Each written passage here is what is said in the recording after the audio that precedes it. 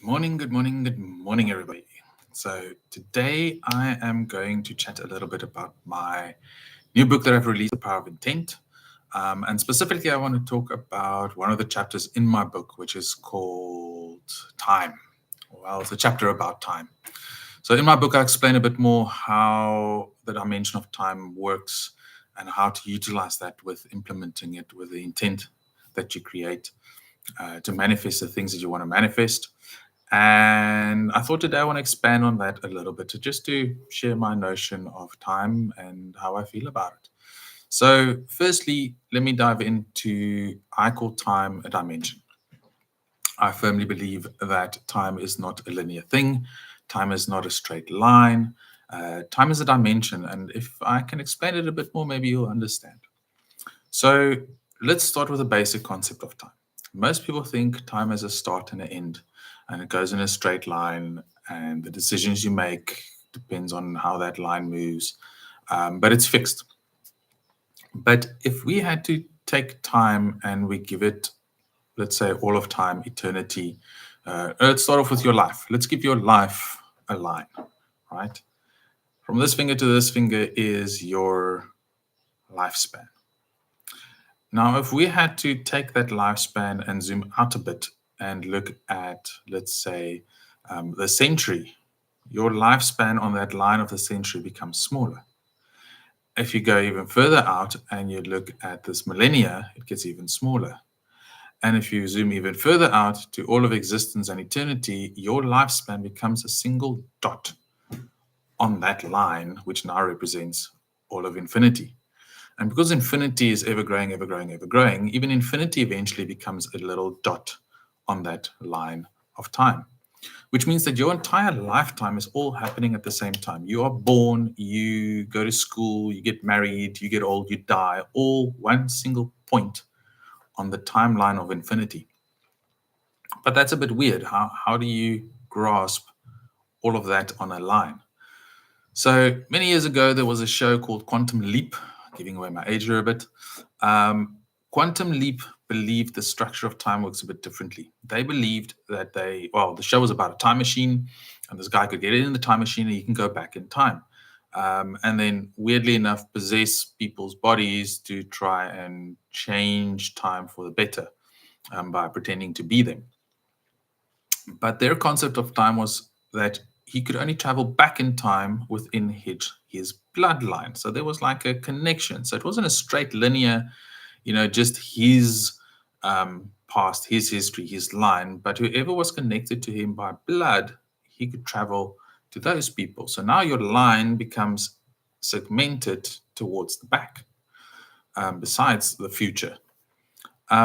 And if you look at even further, there was a description of time where they said time is like, and I actually think in Quantum Leap they described like that. Time is like he takes his bloodline as a line, a string, and then he rolls it up into a tiny little ball. And then he says, with the quantum mechanics that they utilize for their time machine, he could jump to any spot where the line rolled up in a ball touched. So now you're taking that line and you're bringing it into a ball, into a bit more of a dimensional aspect. Um, Now take it one step further. In the current reality, everybody always talks about we're in the third dimension because of height, width, and length. But we are all mass moving through space and time. So the space part is the height, the length, and the width. But what about the time part? So isn't that another element to perceive our reality? Is the movement of matter through not just distances, but through time. So as a youngster, I started thinking about these kind of things. I thought, okay, how, what, where, when? If time is not a line, if time's a little ball, if time's a dimension, what does this mean for us? And Einstein's theory of time was so amazing when he said time is relative, general relativity. So he used to say something to the lines of you can put your hand on a hot stove top and a second feels like an hour. Or you can spend the night with a hot woman and a night feels like a moment. So time is very relative. Your perception of time is relative. how you experience it is different to the person sitting right next to you. And this is evident when we look at, for instance, people who meditate together. One person can meditate, go into a deep state of alpha wave, brainwave functionality, come out an hour later and go, whoa, it felt like I just started meditating. And the other person might not get that deep and have all these things going through their mind, and they're constantly trying to sort it out and quiet their mind, whatever. And an hour feels like forever. It's like, can we just get this meditation to stop? But they're all sitting in the exact same time. Now, you can take it even further. If you look at something, for instance, as simple as a fly's perspective of time, why do we all struggle swatting flies? It's not that flies are super fast. It is flies' perception of what they see around them, the way their brain interprets the signals they receive through their eyes, is actually a slowed version of time. They perceive time in slow motion. So while I'm swatting really, really fast to get a fly swatted, that fly seeing my hand coming down in slow motion, he just goes, oh, well, I'll go this way. So if time's a straight line, how can a fly perceive it different to a human? Why does it feel for a fly like it is seconds when it's a millisecond on our side? If time's a straight line, that's not possible. So just the mere fact that people perceive time differently, the pure fact that animals versus other animals, I mean, we are animals as well, perceive it differently. Time cannot be a straight line. It can only be a dimensional force because it's perceived differently depending on a bunch of things. I mean, we're not even going into the whole fact that when you get closer to a black hole, the closer you get to the event horizon of the black hole, the slower time actually flows. We're not even getting into something more simple, that astronauts who go up into space, like the International Space Station, they age differently to us because of where they are in comparison to the Earth floating around the sun and all that kind of stuff. So time, like Einstein said, is relative to how you perceive it. They even did a test many years ago where they took two atomic clocks. Now, an atomic clock is something that is designed in such a way that a second is a second down to the micro-milli structure of how that clock works. There's no way for it to run slow, for it to run fast. If you put two of them together next to each other on a table for 10 years, they will run exactly the same for 10 years. An experiment that they did in America is they had one on a table at the bottom in the on the ground floor of the Empire State Building in America, and the other one they put on the top floor. And they let the two run for like a week. And when they put them back together to each other, their times were different. So you don't even have to go to space. You don't even have to be a human to perceive time differently. Even mechanically, it flows differently just by adding height to it. Now, this makes things very confusing because how do you then get a handle on time? When I was in high school, one of my subjects was a science subject. We could do experiments on anything, and I tried to prove time traveling is possible.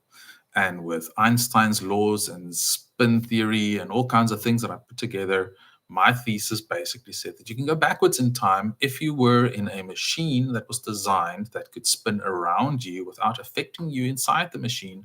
And that machine could spin as fast as the speed of light, because the faster it spins, the slower time's perception around you becomes. And theoretically, you could change the curve of the time to go backwards. So if clocks differ, if machines could be built, then besides the fact time traveling is possible, time can't be a straight line if we travel to it. Because if you're from this moment looking forward and you look at all the options you have, time becomes branches. So why would the past only be a straight line? Why doesn't the past also come from branches? Because the moment you move along a branch, it doesn't automatically just filter everything in a nice straight line behind you. Now, there are many theories nowadays about time travel. There are many theories nowadays about what time is and what it isn't. And even with science doing all these experiments on quantum mechanics and quantum physics, photons that are being experimented on, we have all noticed on Earth, in various countries, various ages, that all of a sudden this year specifically, it feels like things are happening so quickly. Wow, it's the end of the month already. How can that be possible? And I know when I was younger, the older people used to say, time feels like it's going faster and faster and faster. And I always thought, okay, cool. As you get older, you sleep later, or your perception of it differs. Or, as a youngster, you used to do so much at work. You get to work, you do this, you sit in traffic, it's all these things. So when your memory recalls it, it feels like a day was super long because of all the things you've done. But as an older person, retired or whatever, you wake up, you have a cup of coffee, you sit around, you read a book, you watch a movie, you go to bed. So time feels shorter. But this year it was quite interesting how not just old people, but youngsters, school kids even, are all going, wow, this term is all of a sudden over. Last year it felt like the term was longer, and they check the calendars and they realize, no, it's been the same amount of days. And my theory is because of all the experiments that they're doing in the quantum realm currently are affecting our actual perception of time. It's actually affecting how time is flowing currently. Because if you mess with time, something has to change. And science has now even gone as far as testing quantum photons to see if there is something as reverse time. And they have now come with articles and stuff where they say that not only have they recorded a photon moving in backwards time, they also theorize that there might be a dimensions next to us that is flowing in reverse time, a parallel Earth dimension going backwards, essentially. So what are all these experiments doing? What is all these quantum mechanics that we don't even understand having effects on? I mean, if you know about the butterfly effect, you flap a wing here and there's a tornado in Toronto. So we are experimenting on a mass scale with, all these big machinery to freeze light and to see if we can teleport things with quantum mechanics and how time works, and building faster than light speed engines. And that's going to have effect on how we perceive time. So what am I rambling about? Has all of this got to do with your intent? Well, it's very simple. We have been programmed as humans to understand that time is a linear thing. We've been programmed that you start at one point and things take time to manifest. You have to do things, you have to move matter through space and time, and then eventually your manifestation will occur. Okay. Then we work hard and we give it our all and we try and manifest, and we don't get what we're trying to manifest. And we go, why? What's happening? The universe is against me. People are against me. Or, what did I do wrong? Or, I know it's going to take longer because it's quite a big thing I'm trying to manifest. So it's going to take longer to get there. But this is all false advertising. This is all false programming that we have been taught since we were yay high. Because even scientists are now recently proving that light photons don't actually perceive time. That for a photon to move from the sun to the earth, there's no time difference, it's instant. So if something that we perceive as humans takes 8 minutes to travel from the sun to our planet, that same thing a fly perceives as 8 weeks in his mind with seeing everything in slow motion, a photon perceives as instant. It means that if we change the way we look at things, if we take that programming and we break it down and go, okay, let's put that program one side, let's load a new program into our subconscious, that time can be instant, that the past and the present and the future, like I mentioned before, is all happening right now. I'm only perceiving it in a certain way. I'm only perceiving it with my senses, how I'm programmed and trained to perceive it through ways I've been taught my entire life. But if time can be instant, it means manifestation can be instant. Doesn't matter how large or how small a thing you are manifesting. Now, there's a lot of things I cover in my book, The Power of Intent, that are tools to utilize together in order for you to create the right intent and to utilize intent in a way where manifestation can happen instantly. And you can go ahead and get my book and read all about the other stuff. But when it comes to time, what I'm trying to get to is that you don't have to work hard for long periods of time in order to manifest the thing you want to manifest. If you use all the tools in parallel with each other and combined with each other, you can manifest things instantly. It is as simple as changing your mind. It is as simple as using your intent, choosing what it is you want, being specific about it, and then going, boom, so it is. Doesn't have to take weeks. It doesn't have to take months. We hear stories about people who become millionaires overnight. Well, if they can do it, why can't I? Oh, but they were lucky. Okay, fair enough. There was a woman many years ago, I think it was like in the 1950s, 1960s, somewhere around there, American woman, who they labeled as the luckiest woman in the world because every single competition she entered, she won. Now, how is that possible? How can you enter every competition that you hear of? It became like her job. She heard about a competition, she went, she entered it, and she won it. And I'm not talking about endurance or skill based competitions. I'm talking about luck, like raffles and lucky draws and bingo and whatever the case may be. How can that lady confidently win every single one? You can't be that lucky. It's theoretically impossible. It's because when she entered those competitions, there was a different programming, a different mindset that she had. She didn't think about the competition as going to take time. She didn't think about how many people were entering. She didn't. What she said was, "I want to win that competition." And with her formula for intent manifestation, she made that happen instantly. There's a story here in South Africa about an underage boy who started playing the lotto. Um, Back in the days when there were only like one lotto once a week on a Saturday or whatever. And because he couldn't play, asked his dad to play the numbers, who didn't play it. Long story short, this boy had the correct numbers, all 6 lottery numbers correct for like 4 weeks in a row. And each time there was a reason why. The first time his dad didn't play because he thought, what's the chances, he's too young. The second time he, I don't know, lost the ticket. The third time the ticket went through the wash. But 4 weeks in a row, that boy had the exact number. Is he psychic? Maybe. Was he super lucky? Possibly. Or because he won it the first time, did he have the right intent and realize that this time, I am going to win it? Not next time, not tomorrow, this time. Now, there's also a theory where they say that by changing the way you look at things and changing your programming, you can actually affect the past. You can change the past. Not just changing the future, you can actually change the past. And this is foreign and a weird concept for some people because how can I change the past? It's already happened. I don't have a time machine. I can't go back and then make a different decision or tell my younger self to choose this instead of that. But let's think about it on a logical level quickly. What is the past for each person? It's simply the memories you have. It is the memories of what you went through. And scientists have done studies and they've realized that if you actually look at how people remember things, specifically memories of ourselves, of things we've gone through, you actually don't remember the memory itself each time. You remember the last time you remembered the memory, right? And because of that, there are details that fall away over time. Your emotions in the times that you remember it start playing a role. Sometimes they call it emotional triggers. You remember something because of the way you feel, not because of the story that you remember. And in some cases, these memories do get warped.